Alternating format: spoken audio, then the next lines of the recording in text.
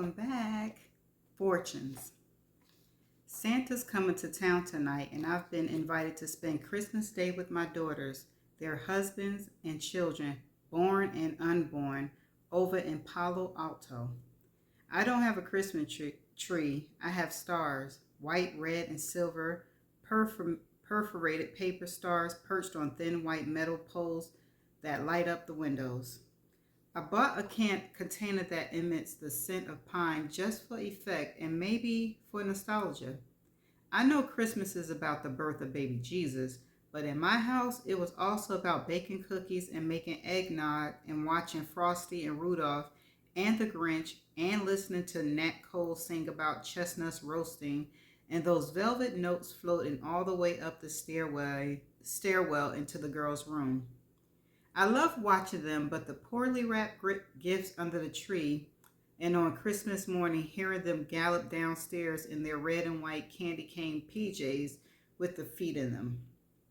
They slid across the floor on their bellies and would sit up not knowing what box to open first. Their delight was contagious. Years passed, and no cookies were left out for Santa, and it got to the point where they were bored with toys and preferred clothes that they wanted to pick out themselves and then gift cards, which caused the white felt tree blanket to look lonely under the shrinking Douglas fir. They lost interest in Santa and wanted to spend Christmas Eve with their boyfriends, and sometimes didn't show up until the afternoon. Kids grow up. I've already sent the twins two of those gigantic fathead posters for their walls. Tiana, the first black princess from The Princess and the Frog, and Cars, since they love to drive and have miniature versions of the real ones in the garage. What a complete waste of money. I also got them one purple and one mint green princess dress, even though I have no idea who they're supposed to be. Estelle and Frankie have insisted on doing all the major cooking, and I'm just going to walk in with peach cobbler, a bouquet of flowers, gift cards from Nordstrom's and Macy's for my daughters, one from Sports Authority for Hunter, who I've learned is Mr. Outdoors, and a Robert Graham shirt for Justin, who seems to be addicted to them. Between basketball games, I will be Mrs. Santa, Grandma, and Mother, and take my time setting the table and listening and chatting and catching up while trying not to get in the way as I observe how beautiful my family is and how blessed I am to have them. So what are you doing on this unusual cold Christmas Eve afternoon? Wanda asked me. It's hard to describe boredom, but here goes. Watching Celtic woman believe. You're not serious. I am, but I'm not. I can't help but laugh as three of the women prance out onto the empty stage in 1980s evening gowns and sway a little bit before singing in soprano voices that make me wonder why so many people like this music. Seriously, what are you doing? I'm about to open 15 bags of frozen peaches, boil them in 6 to 8 inches of water before I add some sugar and butter and vanilla and almond extract and cinnamon and nutmeg and let them soak overnight. If I wanted to learn how to make it, I'd have asked a long time ago. So just be sure you bake a baby cobbler for me and Nelson, please. For a large fee, of course. Leave it in the mailbox, and this time put a post-it on the door so you don't forget. Anyway, Nelson and I are having a hard time choosing a condo because they're all so gorgeous. This is what you called to tell me on Christmas Eve? You're the one who's watching Celtic Woman, so shut up. You guys aren't really planning on living in the desert full time, I hope. What do you think retirement means, Georgia? You seem to forget I'm almost 2 years older than you, because I didn't skip any grades and Nelson got 2 years on me and... Hold on a minute, Wanda. I'm getting another call. Oh, Lord, it's Richard. Don't say anything stupid. You could have a date for New Year's. Call me after you finish talking to him, and I hope it's not in a few minutes. Bye.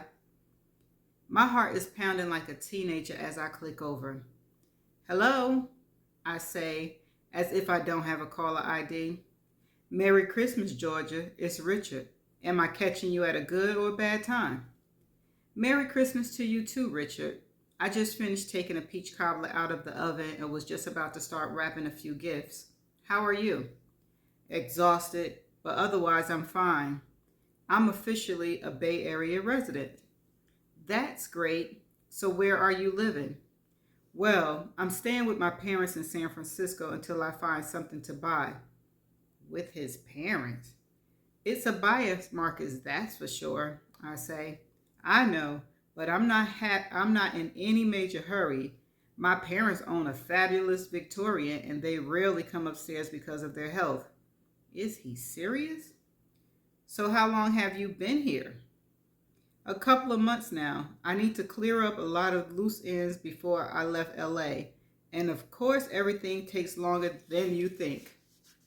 Of course, things take as long as they take. My house is going on the market in a few weeks. Why would you want to do something as stupid as that? Excuse me? That came out wrong, my bad. I meant, in a market this bad, it would be a lot smarter to hold on to your property until things improve. I'm not in any hurry to sell, so on a lighter note, welcome to the Bay Area. Maybe Wanda Nelson and I can take you out for a welcome dinner real soon. To be honest, I would prefer that you not let them know I'm here. What? I thought you and Nelson went way back. We do, but that's part of the problem.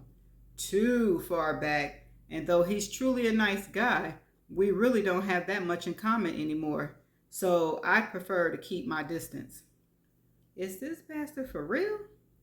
I thought you guys were friends. We were, but some friends you outgrow. I'm about ready to hang up this phone. Why? It's the truth. Who in the hell does he think he is? A person that's telling you the truth? Johnny Cochran and Jimmy Smits combined?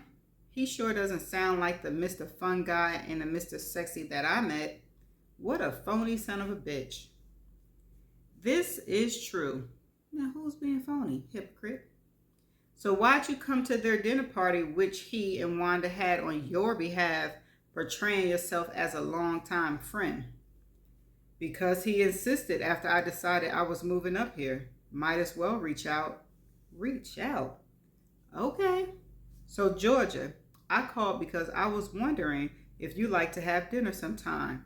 This year? Next year? Could you be more specific? There go that sarcasm. Is that sarcasm I'm detecting?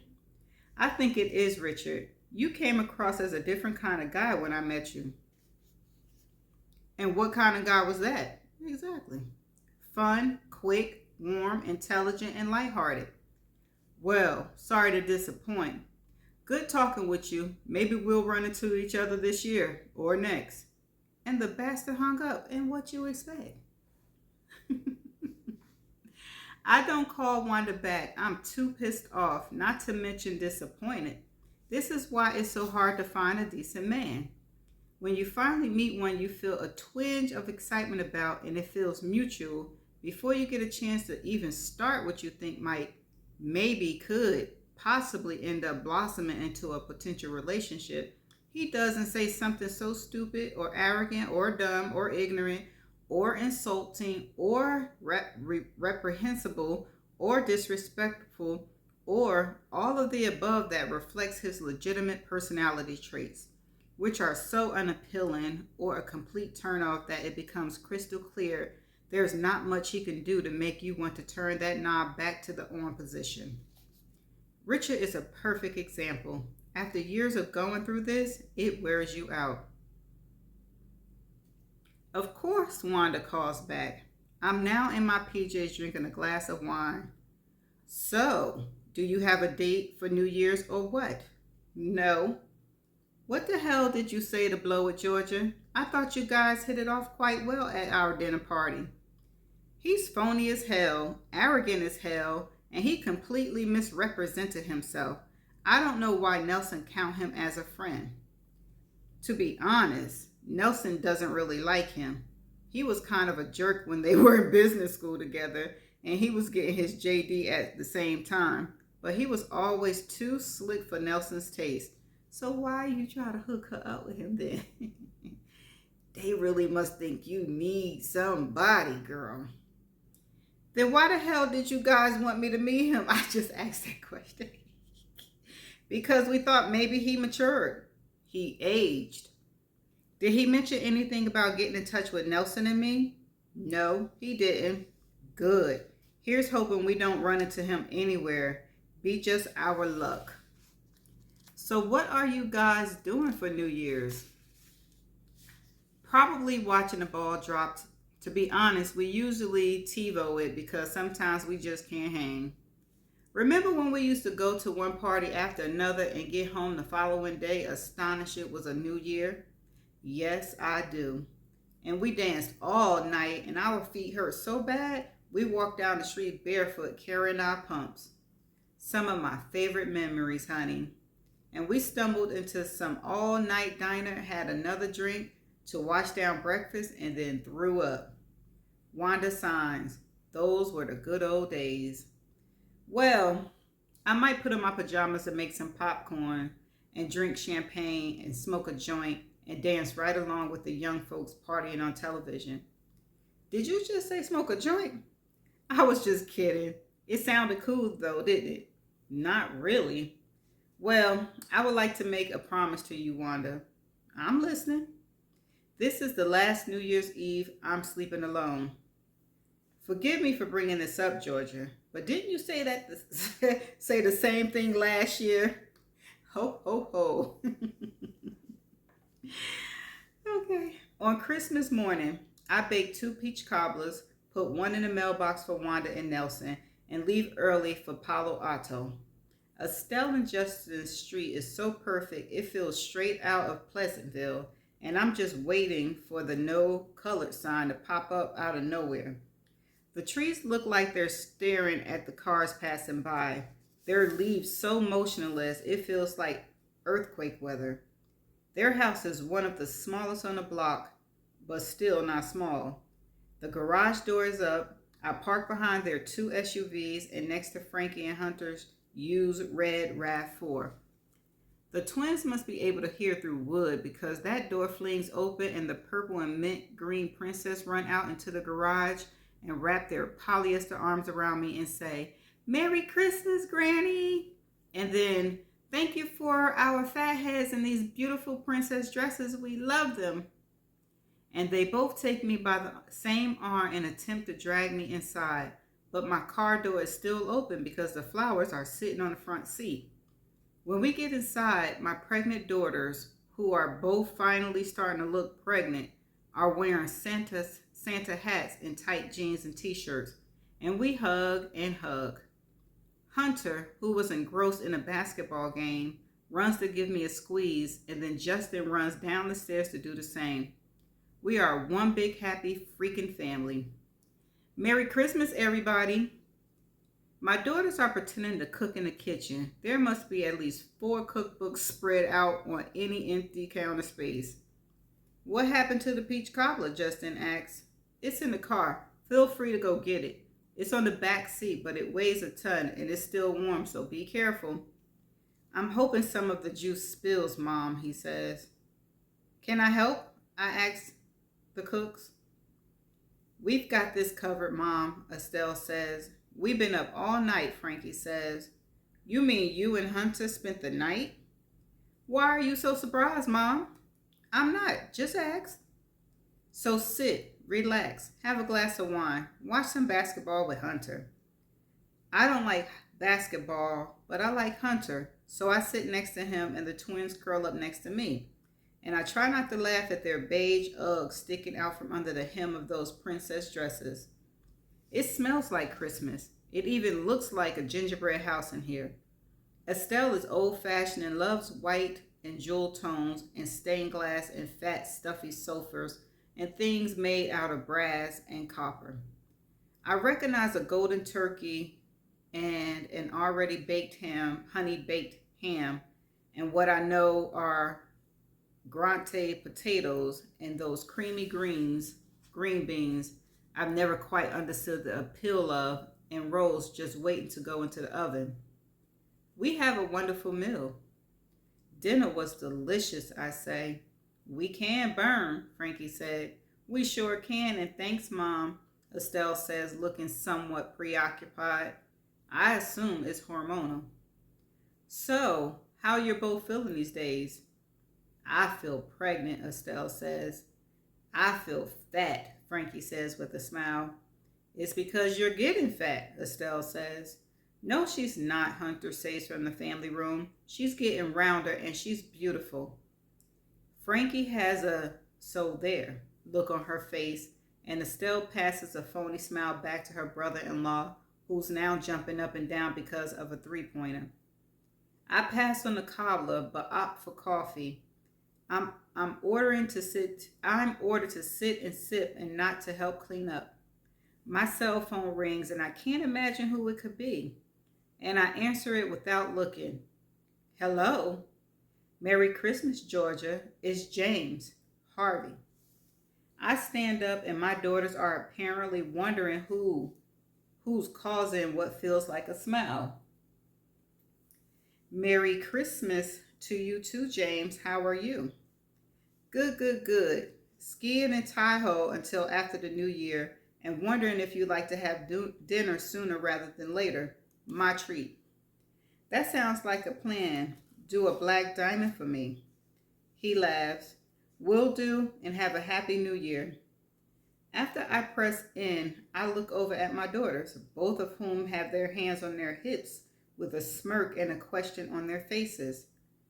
Well, Estelle asks. He's a friend. They give each other high fives. As I back out of the driveway, Estelle and Frankie wave goodbye like I'm leaving them on Gilligan's Island. I know that look of uncertainty, and I sure wish I could give them a handful of joy. They don't seem to understand that babies aren't a remedy for unsolved problems. I know I have no right to be upset, but I am upset about both of them deciding to have a baby under the circumstances. I'm glad that she said that because, yeah, she can't do nothing about it, but I'm glad she expressed that she feels some kind of way. But I've also resolved to mind my own business and not offer any advice unless they ask for it. I'm just curious how they're going to pay for all these children, and in Frankie's case, where in the hell they're going to live. They can't raise a child in my friend's guest house. I'm also starting to think Frankie was probably pregnant when she came home, and she was. She just switched the girl in the story. But so what? I did it my way, and they're doing it theirs. I forgot the flowers. They're still on the front seat, but they haven't fallen over. As I head down the street, the leaves on the trees seem to be waving in slow motion as if I should have stayed longer. I get home in less time than it took me to get there, and I'm so glad I forgot to unplug my star. They are still bright. They welcome me home. On New Year's Eve, I ordered Chinese. Combination chow fun because I love the soft, wide noodles and that light gravy. Egg rolls because I like and hate the way the hot mustard burns my tongue and opens my nostrils. Salt and pepper shrimp just because I like the way they smell and you get the best of both worlds. And garlic spinach because I need a vegetable. I'm not a pig. I believe in leftovers. I light 2 of my favorite red currant candles, take a shower with my new lemongrass and bamboo scrub, and put on a pair of white velvet pajamas. I pop the cork on a bottle of French champagne and pour myself a glass. I walk over to my laptop and open Facebook. I also turn on the television and decide I'll wait up for Dick Clark's New Year's Rockin' Eve and watch the ball drop, which is when I hear someone say for his New Year's resolution, he is going to smile more. When I turn around, the man who said it is gone, and an ASPCA commercial comes on. with Sarah McLachlan singing that beautiful but depressing song. I don't want to hear on New Year's Eve. I donate enough money to rescue about 20 dogs a month and have enough ASPCA t-shirts to last, so I changed the channel. I don't believe in making New Year resolutions because I read in Forbes magazine that only 8% of people even keep them. I wonder how they know that. I suppose resolutions are more like reminders of things you've been meaning to do that you haven't gotten around to. Or they're like secret weaknesses you want to turn into strengths. I don't really see any harm in making them, except most people don't just pick one big thing they want to improve or change, because most of us know just how imperfect we are, which is probably why the list of our perceived shortcomings is so long, because what they really seem to want is to be somebody else. And besides, it's like promising you're never going to get drunk again until you remember you were drunk when you said it.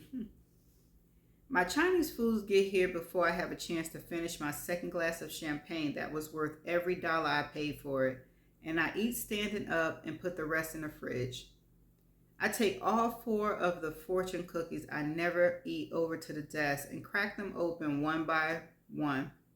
Number 1 says, "Good news will come to you from far away." Number 2 says, "A cheerful message is on its way to you." Number 3 says, "You have an important new business development shaping up." Number 4 says, "We must always have old memories and young hopes." It would sure be cool if just one of these fortunes were to shock the hell out of me by coming true. I eat number 4. Decide that music would add even more flavor and energy to this evening, so I open up iTunes and press Green Light by John Legend with that sexy Andre 3000. I turn up the volume so all my neighbors can hear it if they're at home, and I jump up and started dancing like I'm 30. No, 25. And by the time the song is over, here comes Tina Turner asking what love got to do with it. And I do what used to be called the cha-cha and pop my fingers and rock my hips from side to side and then yell out to Tina, "Everything and nothing." I attempt to pour another glass of champagne and am surprised to discover that the bottle is empty. Although I'm not drunk, I suppose this means I've had enough. I finally open Facebook and decide tonight might be a good night to see if any of the remaining talented 5 can be found. I try Carter first.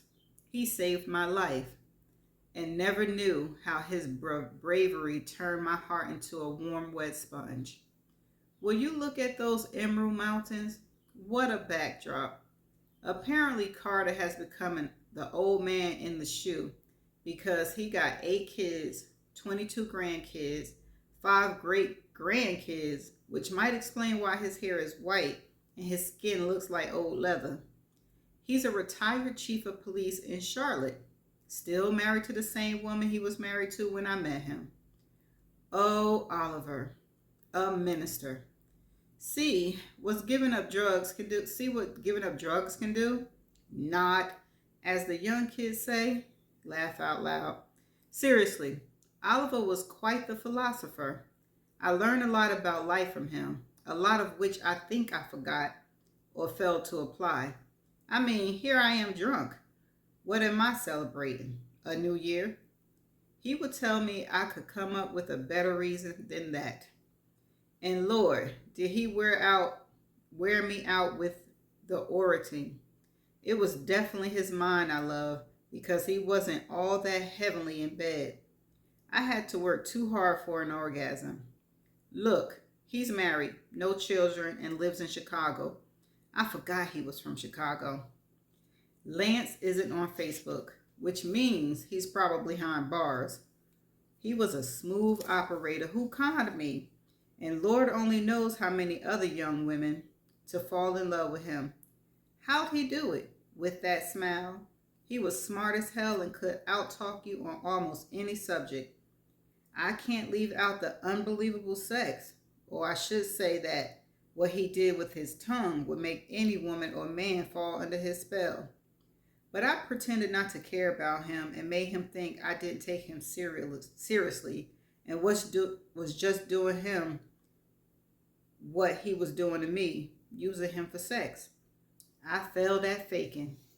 Last I heard, he gotten busted for selling cocaine. He told me he was doing field studies for his postgraduate work in sociology.